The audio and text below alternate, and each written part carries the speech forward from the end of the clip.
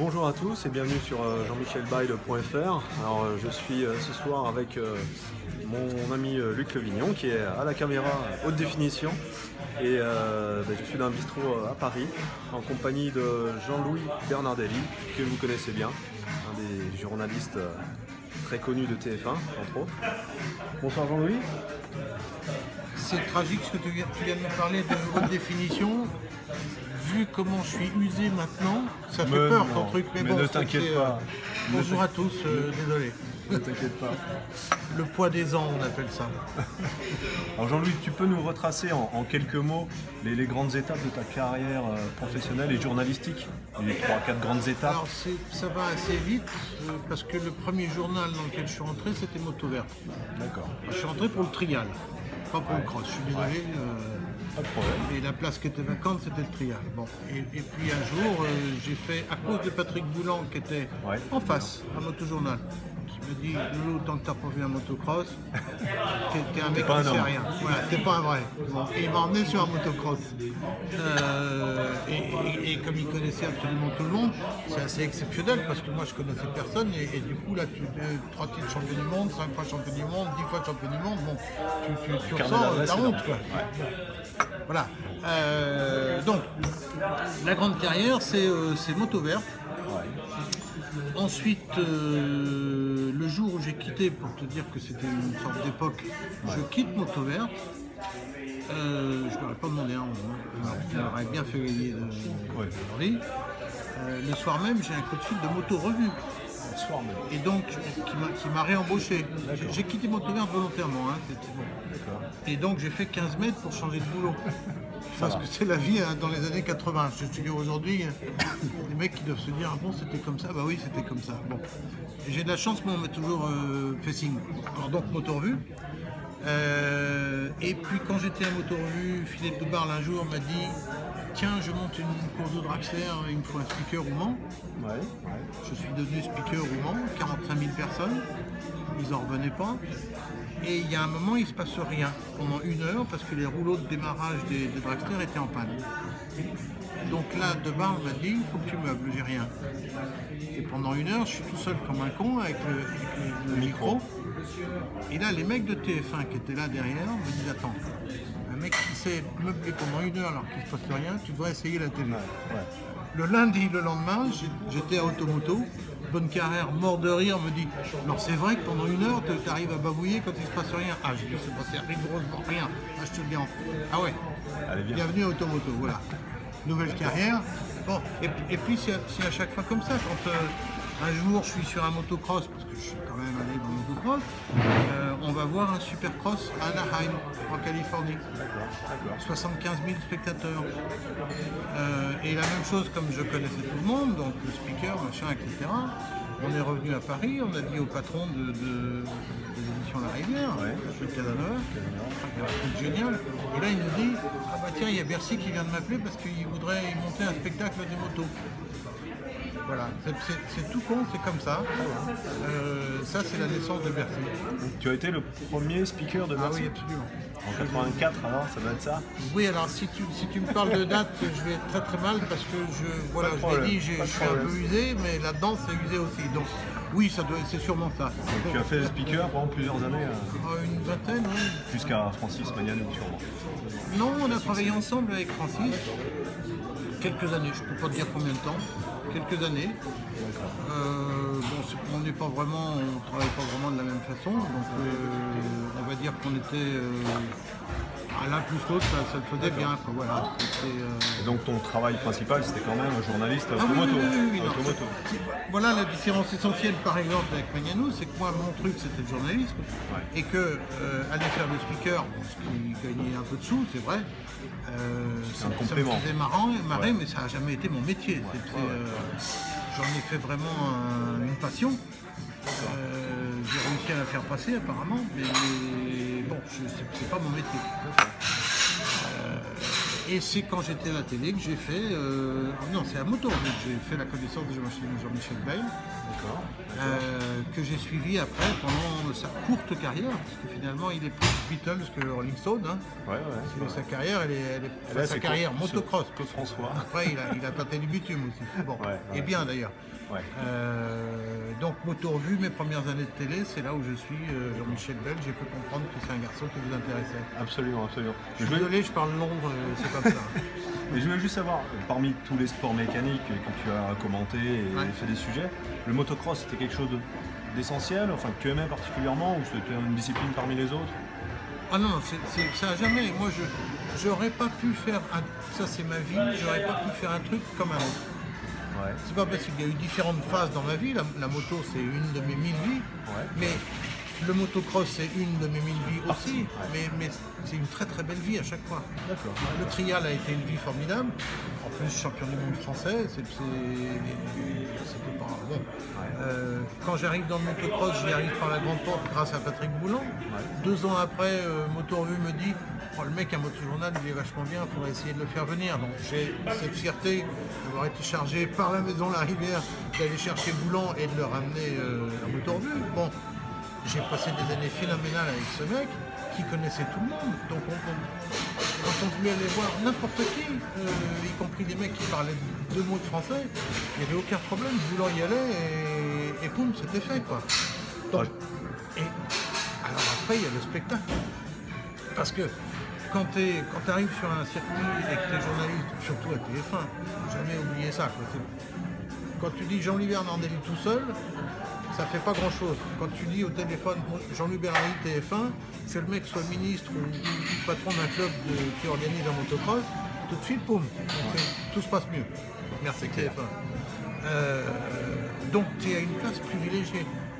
Et là, tu te rends compte que c'est un sport, mais c'est même pas de violence, c'est une guerre. Un départ de motocross. Et alors, plus que du MotoGP, de la Formule 1. Attends, ça n'a rien à voir. Et il se trouve que, une fois, là, à l'époque, j'étais à TF1, il y a eu un cross, je suis incapable de dire où c'était. Je me demande si c'était pas à Saint-Jean-de-Luz, mais je suis pas sûr. J'ai 4 ou 5 champions du monde qui me disent viens avec nous, on va te montrer ce que c'est qu'un départ. J'ai entre les guibolles, j'ai une moto d'usine qui devait valoir 10 millions de dollars à l'époque, une vraie moto d'usine. Hein. Et je dis mais attendez, on déconne. Non, on va te faire un départ. Donc on est ils ont appelé leurs potes, on est une dizaine machin, j'ai la caméra qui est à 150 mètres, j'ai eu une des trouilles de ma vie là. Et quand je dis la trouille, je roule pas. Hein. C'est comme ça, à sentir la haine des mecs quoi. Que tu vas mourir. C'était pas de la comédie là, c'était du réel. Et ça je l'ai senti avant. Je trouve que j'ai eu le bonheur, après ça a été du bonheur, sur le moment moi. Mais c'est un truc incroyablement violent. C'est un truc de guerrier absolu. Le trial c'est un truc d'intello. Oui, de finesse. Le moto Grand Prix c'est un truc de glisseur, de machin, d'élégance, etc. Rossi c'est d'abord un pilote élégant. Lorenzo Rossi d'ailleurs. Bon, Marquez c'est autre chose, c'est un style, mais il n'y a pas... Alors la violence, effectivement, après quand tu montes à 300 à l'heure, j'ai eu ce bonheur-là aussi sur une ligne droite. C'est une autre sensation. Si au nom de Dieu il pourrait pleuvoir, je pourrais avoir d'un côté Rossi à la corde et de l'autre côté Marquez à l'extérieur, c'est-à-dire je peux plus bouger, qu'est-ce que je fais? Sortez-moi de ce monde cruel, tu vois, donc c'est autre chose. Mais le motocross, c'est quand même une de mes très très belles vies parce que, d'abord, il n'y a pas un circuit qui ressemble à l'autre. Parce que c'est dans la nature aussi. Il n'y a pas beaucoup d'aura autour des mecs, c'est crotteux, tu vois, dès qu'il pleut 2 gouttes, t'es dégueulasse, t'es pas reconnaissable, etc. Il y a ça aussi, bon. Quand tu es dans le sable, moi j'ai roulé 150 mètres dans le sable, j'avais plus de poids. Et les mecs ils doivent tenir 2 fois 45 minutes. Donc c'est un truc qui m'a halluciné partout. Après est arrivé le supercross, parce que ça c'est le motocross au début. Après est arrivé le supercross, qui est encore autre chose. Plus le show peut-être. Les pilotes américains que je connaissais pas beaucoup, qu'on a vu arriver par le supercross parce que ça les intéressait pas les championnats du monde à l'époque. Un Brock Glover se foutait, enfin bon, je crois il venait au motocross des nations, mais sans plus. Je suis pas sûr de l'avoir vu sur un championnat du monde. Très rare, très rare. Donc voilà, et à chaque étape c'était quelque chose de nouveau, une autre ambiance, un nouveau monde. Enfin, et puis ça se battait, hein. Du contact. Ça se battait fort et ça se battait même chez les supporters. Il y a eu une manche de mémoire, c'était au Luxembourg, où il y a un manche à balai qui est sorti. Enfin, à l'époque, on passait à un ras des spectateurs. Hein. Entre les spectateurs et les pilotes, il y avait une rangée de bouts de bois. Et il y a un spectateur qui a mis un coup de manche à balai, un pilote anglais. Bon, on va rester là parce que c'est une histoire un peu délicate. Mais ça se battait chez les spectateurs aussi. Donc voilà, c'est un monde complètement dingue. Okay. Alors tu nous parlais de Pat Boulan. Alors j'imagine que peut-être tu as rencontré Jean-Michel la première fois par Pat Boulan. Ah, par Pat Boulan, complètement. Tu te souviens des circonstances de la première fois que tu l'as vu? Non, sur une course ou ailleurs? Ah, c'était forcément... Je me demande si c'est... Alors c'était forcément... C'était pas son premier titre. C'est son deuxième titre, il doit être en 2,5. Pourquoi? Parce que je pense que sa première année, en fait, je ne vais pas sur le motocross. Ah d'accord. Ça doit être l'explication est toute simple. Parce que pendant toutes mes années de trial, moi je disais motocross. Tu vois? J'avais un mépris somptueux, c'est un truc d'intello le trial. Donc le motocross, c'est un truc de merdeux, quoi. C'est des mecs dans la boue, oui, sur des photos, bon. Donc tu as commencé à le côtoyer quand même. Pas tout de suite. Tout de suite, il est devenu champion du monde, donc tu as commencé à faire des interviews. Qui a un don exceptionnel et que j'ai vu 2 fois, 3 fois dans ma vie, c'est qu'il ne souffre pas de ce qu'on appelle le mal français. Le mal français, c'est la peur de perdre. Mais non, regarde Zarco l'année dernière en Grand Prix, je suis désolé, je sors du motocross. Parallèle. Zarco est un mec qui a mis des années à comprendre qu'il pouvait être devant. Je ne sais juste pas qui c'est. Johan Zarco, il est champion du monde de Moto 2 l'année dernière. Là, c'est intéressant ce que tu me dis. Parce que c'est un mec, c'est un pilote qui a une chance d'être champion du monde en Moto Grand Prix, moto de vitesse. Il a aujourd'hui 25 ans, il est 26. Il a mis des années à avoir le déclic parce qu'il avait la trouille de gagner. Et l'année dernière, il gagne 7 ou 8 Grands Prix. Jamais un Français avait réussi ça dans toute l'histoire de la vitesse. Ça, c'est typique de ce qu'on appelle le mal français. Et tu retrouves ça. C'est un manque de confiance. On parle du rugby il y a quelques jours. Je ne sais pas quand on passera votre vidéo, mais enfin, s'il y a des rugbymen qui regardent, ils ont eu honte. Bon, j'ai aussi une phase rugby dans ma vie. Bon. Donc voilà, Jean-Michel, je fais la connaissance par Pat Boulan, qui m'emmène le voir. Et ça passe. Le courant passe. Parce que c'est un mec. Alors je pense qu'il se fout complètement de la presse. Ah oui. Il faisait le minimum aujourd'hui. En France. Ah ouais, strict minimum. Surtout mais en revanche, au niveau Boulan, c'est pas un journaliste dans l'âme, c'est un fêtard, c'est un truc qu'on veut. Donc on passe une soirée avec lui. Je ne sais plus trop dans quelles conditions, mais le courant passe. Je me rends compte qu'il se fout complètement que je sois journaliste. C'est l'humain qui l'intéresse. Je l'entends parler des journalistes, on comprend que ce mec-là, en fait, c'est bon les mecs. Vous avez besoin de moi j'ai pas besoin de vous. En gros, c'est ça. Et ça a été longtemps ça, Jean-Michel. Et quelque part, ce deal-là, moi, ça me branche. Parce que les mecs qui a plat ventre devant la presse, ça me brise un peu, pour être bon. Lui, c'est non. D'accord. Non, il a besoin de personne pour avancer. Les années, alors, il s'est un peu calmé quand il a été aux États-Unis, parce que là, il était un peu plus seul, un peu plus isolé. Il n'y avait pas systématiquement 2 millions de mecs qui levaient les bras quand il passait, au contraire. Complètement. C'était un étranger, détesté, haï. C'était un des premiers Français à être aux États-Unis, donc ouais. Enfin, pas à y aller, mais à gagner. À cette époque-là, oui, voilà. Il y en a d'autres qui ont essayé, mais c'est le premier qui gagne. Je me souviens qu'il m'avait emmené sur son terrain d'entraînement. À Similly-Valais. Voilà, où il avait écrit son nom. Oui. Enfin, il avait écrit JMB. En En énorme, hein, 100 mètres de haut. Bon. Et un de ses petits camarades, puisque c'était un terrain privé Honda, Stanton, voilà, en l'occurrence, pas le nommer. C'est bien Stanton. Si jamais ils t'ont pas entendu, voilà, on va le répéter. Parce que tu l'as dit tout doucement. Oui. T'as peur qu'il te casse ta gueule. C'est vrai que c'est un bûcheron, t'as raison. Ouais, le bûcheron de Michigan, mais non, ça pouvait être que lui, de toute façon. Le mec, il a été effacé les traces devant nous. Ah oui, ça je sais. Jean-Michel m'a dit, mais regarde, il est en train de passer sur JMB. Et le mec, il y a des traces de 100 mètres de haut sur JMB. Trop drôle, quoi. Bon. Mais Stanton avait toujours un déclic de retard. Hein. Jean-Michel avait toujours un petit truc d'avance pour Stanton. Ouais, voilà. Pour le mettre Stanton plus bas. Stanton, il aurait pu devenir. Je pense qu'il avait largement la vitesse, les capacités, les muscles. Il a fait de belles choses, hein, quand même. La technique pour être. Mais ça arrivait toujours un poil en retard. Or, quand on veut être champion du monde des États-Unis, il faut être pile au bon moment. Et même éventuellement anticiper un tout petit peu. Bon, voilà, c'est comme ça. Et Jean-Michel est un mec qui a un talent époustouflant. Et alors, en plus, effectivement, il ne s'annonce pas dans la presse. Deuxièmement, c'est un mec qui a été chouchouté par ses parents, etc. Ouais. Alors, si tu veux, c'est assez, je vais pas dire confortable, parce que le cross, c'est jamais confortable. Mais c'est bien. Bon, c'est un mec qui était bien dans sa tête, qui avait pas peur de gagner, qui avait peur de rien, en fait. Et surtout pas de la télé. Donc il arrivait que de temps en temps, il m'énerve un peu. Et je revois un truc, alors ça c'est ma plus belle histoire avec lui.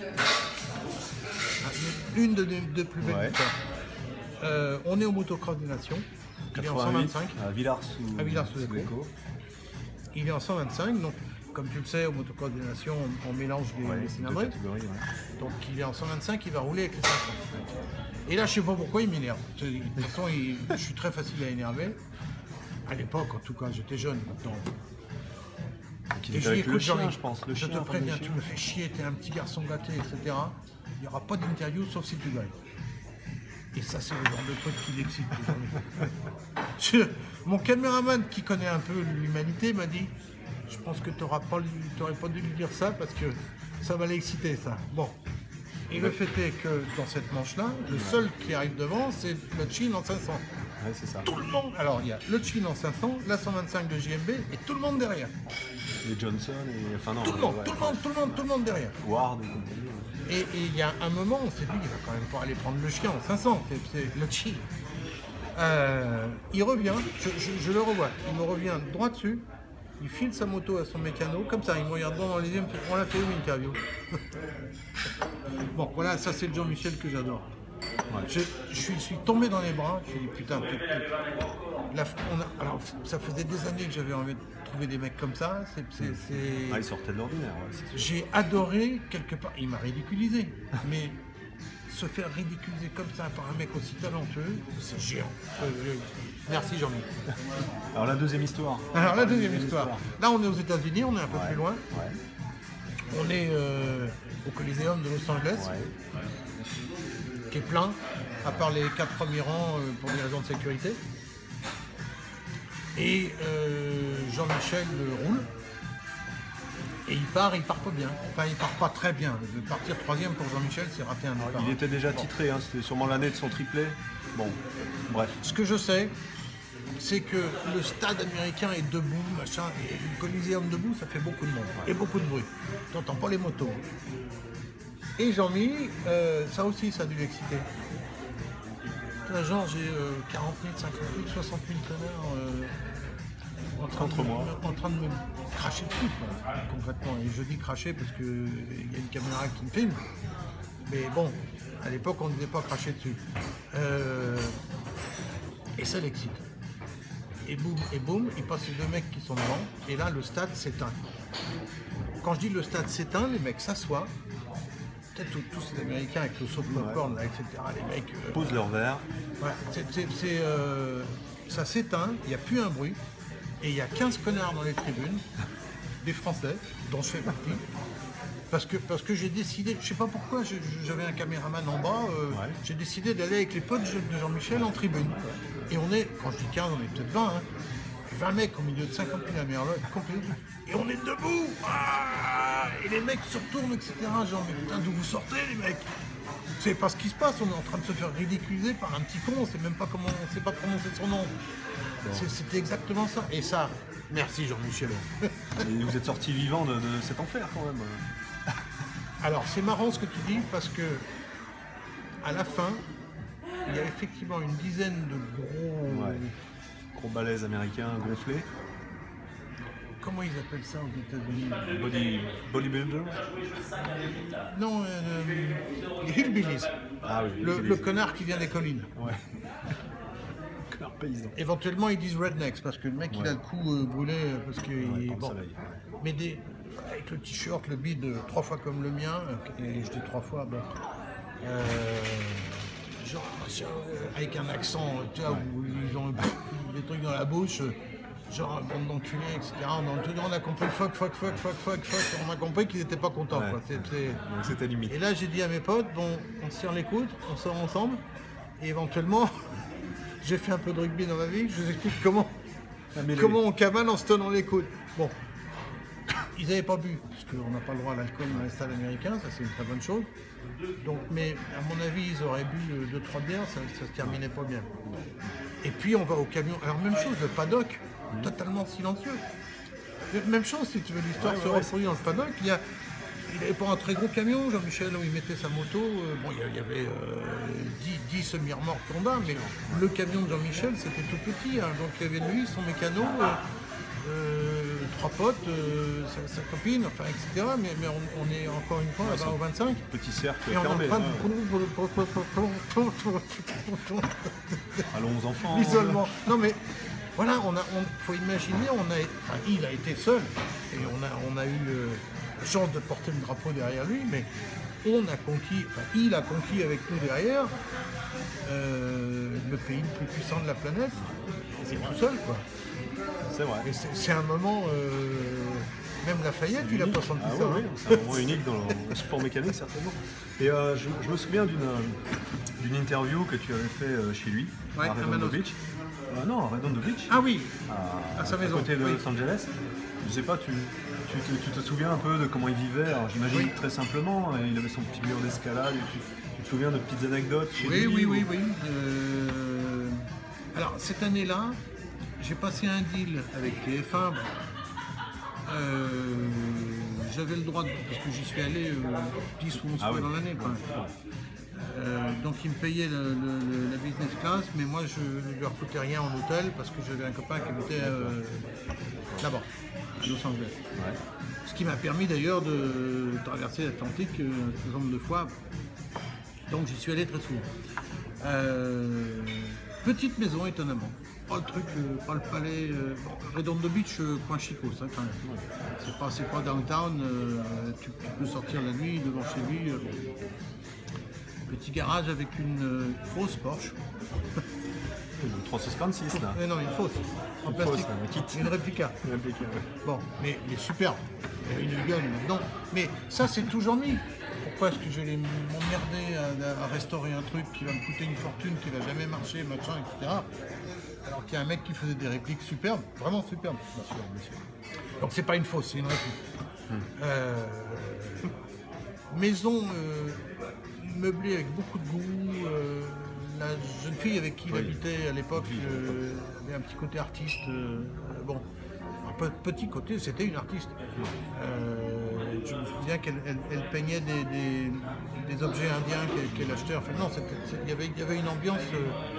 C'est étonnant parce que je t'ai dit tout à l'heure que le motocross, c'était un des mondes les plus violents que je connaisse. Bon, j'ai été une fois journaliste de guerre dans ma vie, mais pas vraiment sur le front. Bon, je suppose que la guerre, c'est encore pire que ça. Mais en dehors de la guerre, je vois pas ce qui peut être plus violent que ça. Je suis un 68 ans. Ouais. Je sais ce que c'est que la guerre des rues. Bah, même là, si tu veux, avec les mecs en face, etc., c'était moins impressionnant qu'une ligne de mecs qui vont prendre un départ de Grand Prix. Quoi.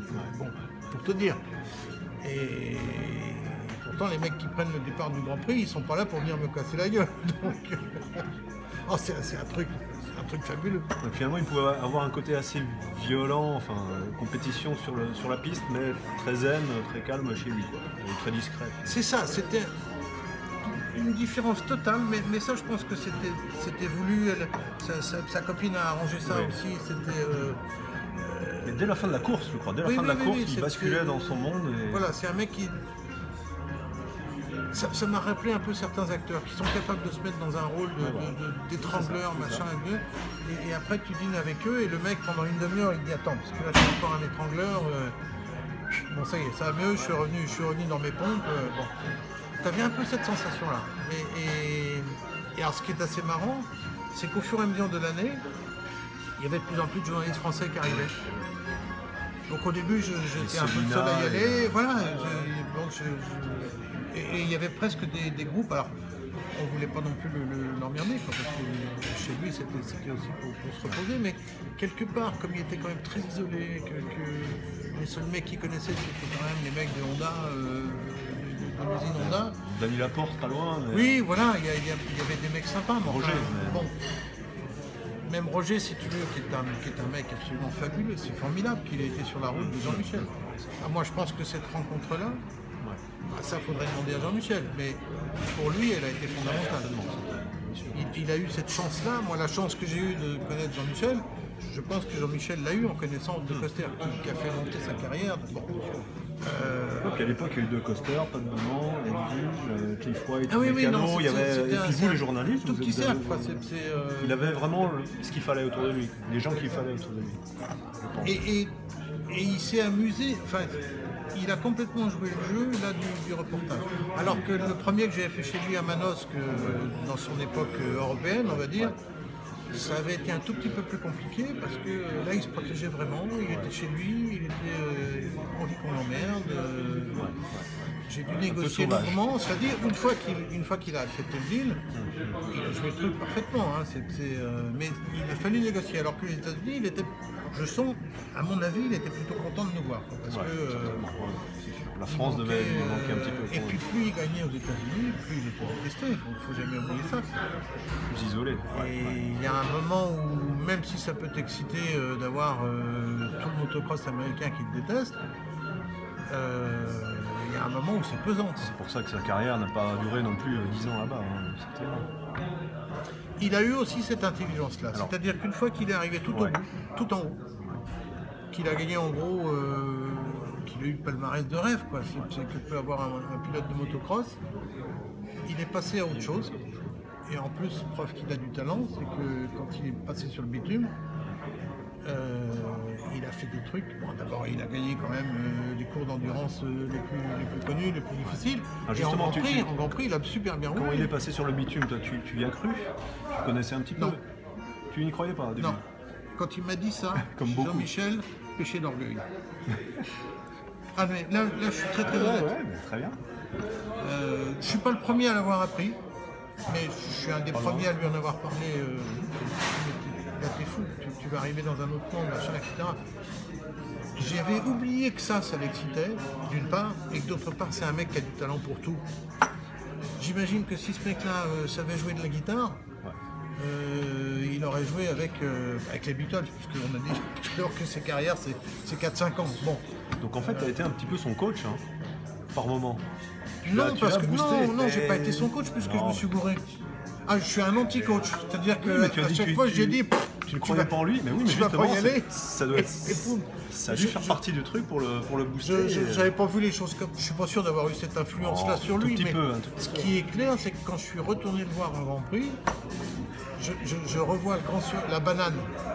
Genre, t'as vu t'as vu dans quel team en plus, avec qui je roule, etc. Enfin, bon, de mémoire, il a dû faire une pole en plus. Plusieurs. MotoGP, au moins une. Ouais, il y en a deux. 96, ouais. Et la pole position, on va la chercher. Hein. Avec les douanes et compagnie. Ouais, voilà, c'est ça, c'est pas une époque où c'était fastoche. Donc, bon.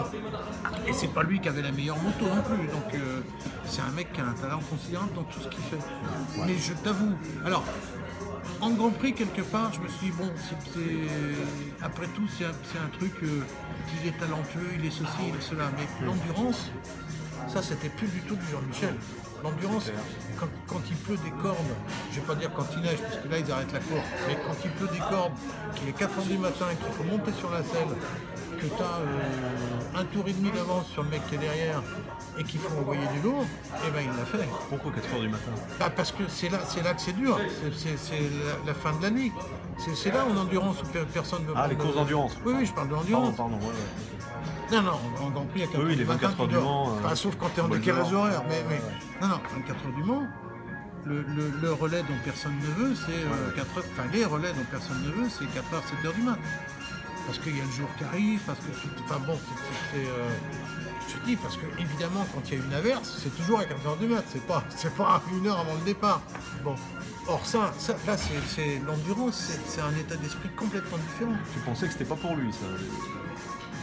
Bah, il m'a re-épaté, parce que c'est quand même un mec, je parlais tout à l'heure de confort, dans sa vie, je t'ai parlé de sa maison à Redondo Beach, c'est un mec qui savait faire la part entre la guerre, qui était son boulot, et le havre de paix où il savait vivre. Et Manosque, c'était la même chose, c'était un havre de paix, quelque part.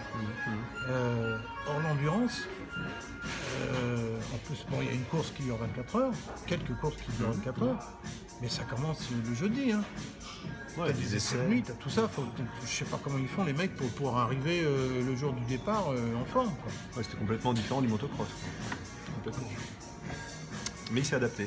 Je pense que le motocross, quelque part, a dû lui apporter le côté « fais chier, mais faut que j'y aille ».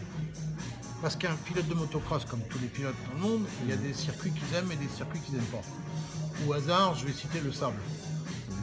En Belgique. Voilà. T'as des mecs qui aiment ça et t'as des mecs qui n'aiment pas ça. Le sec et la boue. Après, t'as la boue, t'as la poussière, enfin, les sauts de 40 mètres, etc., etc. Tu peux trouver plein de... Bon. Et là, au motocross, quand t'arrives, tout ce que t'as, c'est le terrain qu'on te propose. Et la météo qui va avec. Et t'as jamais 70 points d'avance sur le mec qui a envie de te péter la gueule. Donc il faut que tu y ailles. Et ce fait chier, il faut que j'y aille. Et non seulement il faut que j'y aille, mais il faut qu'en plus je gagne. Ça a pu l'aider quand il a fait... Alors je sais pas s'il a fait des relais sur une pluie battante, j'en sais rien. Sûrement. Ça a bien dû lui arriver. Mais ça aide vachement à monter en selle avec la rogne. Parce qu'il y a toujours ça chez lui qui est extraordinaire, c'est que ce mec-là, quand je l'ai vu sur une moto en tout cas, c'est pour aller gagner. Il fait partie de cette race de mecs, quand ils prennent le départ d'une course, c'est pas pour être 3e ou 4e, c'est pour gagner. Et je le revois à Bercy me disant, on n'a jamais compris comment il a passé Johnson, sous le pont. Ah oui, or, il n'y a pas de place. Parle-nous un peu de JMB à Bercy, parce que c'était... JMB à Bercy, une image. On avait eu l'idée de le faire... Non. Ta vidéo, je suis en train de te la pourrir. Mais non.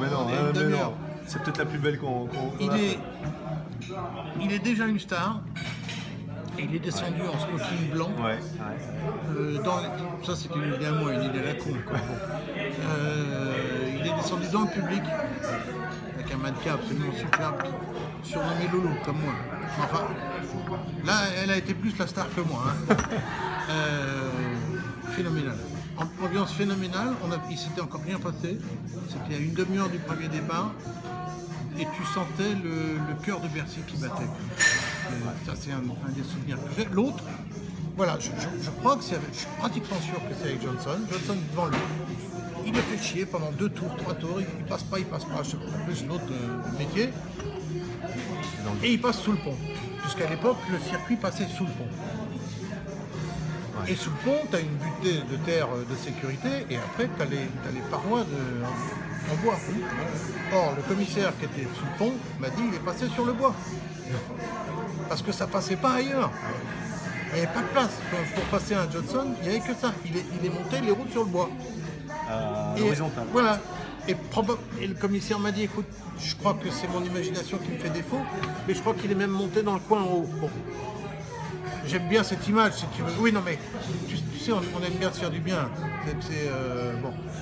Mais en tout cas, quand il arrive sur le podium, il me dit attends, je sais pas comment je suis passé. Mais ce que je sais, c'est que je supporte pas d'avoir un mec devant. Cette phrase-là, Moi j'aimerais m'écrire ça dans ma chambre, tu vois. C'est un truc de sportif. Et bon, j'ai fait après plein d'autres sports, plein d'autres matchs. À part peut-être aussi, Valentine, hein. J'ai pas rencontré un mec aussi élégant, aussi gagneur et aimant autant les défis que ça. Plusieurs capacités, plusieurs facettes. Non, écoute, bon, moi j'ai une capacité à oublier les mauvais souvenirs, mais je ne crois pas que ce mec m'ait déçu une seule fois. Et pourtant il a dû se faire battre, il a dû se casser la gueule, il a dû... mais j'ai pas le souvenir d'une seule déception de ce mec-là. Et l'après Supercross Motocross, là, bon, là, depuis l'an dernier, il est team manager chez Honda. Tu suis encore un peu son actualité? Oui, on se retrouve, parce qu'on se retrouve aux mêmes endroits un peu au salon. Ouais. Alors, donc bon, la dernière fois que tu l'as vu, là, c'est par exemple, c'est récent? Oui, c'est à Paris. Je crois que c'était le dernier. Oui, c'est le dernier salon de la moto. Il était sur son Honda. On s'est tombé dans les bras. C'est drôle d'ailleurs parce que il y a eu plein de photos qui sont sorties sur. Je suis pas un fanat de Facebook, mais il y a plein de mecs qui m'ont envoyé des photos où je suis dans les bras de Jean-Michel. C'est vrai que grosse émotion, quoi. Et là, on a un peu parlé, même chose. Et il m'a dit bah ouais, je refais des essais, enfin je représente Honda, machin, ce qui est un génie de la part de Honda. J'en déduis que Jean-Michel qui était parti pour une vie, je vais pas parler de retraite, puisque même moi je ne supporte pas ce mot-là. Retraite très active. Il y a en gros 3 mecs qui ne supportent pas le mot de retraite. Il y a Napoléon, ça lui a pas réussi, il y a moi et il y a Jean-Michel. Bon. Il y en a peut-être d'autres, hein. Enfin, bon, je me dis que la retraite dorée à laquelle il pouvait... Bon, il va s'ennuyer. Peut-être qu'il s'emmerdait un peu. Oui. Et que quand Honda lui a dit, écoute, voilà, on va présenter telle moto, ça serait bien si tu étais là, t'as encore ton casque, t'as encore tes bottes, il a dû hésiter, allez, une demi-seconde. Et dans le rôle, alors je sais pas s'il est exactement team manager chez Honda MX, manager sportif, oui, bon, oui. il a une place importante. Oui. Tu penses qu'il est à sa place, il peut être efficace? Je sais que j'aimerais pas être pilote sous ses ordres. Pourquoi? Parce que c'est pas un mec qui prend des gants. Ah, ou alors il a beaucoup temps. changé. Je veux dire, si il a un pilote qui fait quelque chose qu'il n'aime pas et qui commence à lui dire écoute mon grand, je voudrais te dire un truc, je suis pas sûr que tu aies exactement le bon réglage. L'autre là, quand tu as essayé de le passer, tu sais, il a été méchant avec toi, je voulais vraiment te dire c'est un méchant, méfie-toi, etc. Je ne vois pas Jean-Michel comme ça. Je le vois plus genre, alors ce mec là, t'as vu ce qu'il t'a fait, maintenant tu pètes la gueule. Direct. C'est bon, il parle pas comme moi Jean-Michel, il est plus... Mais en gros, la signification ça doit être ça. Et je pense qu'aujourd'hui, être un jeune pilote, voir un mec qui a... Encore une fois, c'est pas un mec qui a 18 titres Jean-Michel, mais c'est un mec qui a la totale, qui a fait la totale. Et le premier en plus, qui est le pionnier. C'est un peu le Fangio du motocross. Moi je le compare souvent au Platini. Oui, oui. Il est allé à l'étranger, il a marqué l'étranger.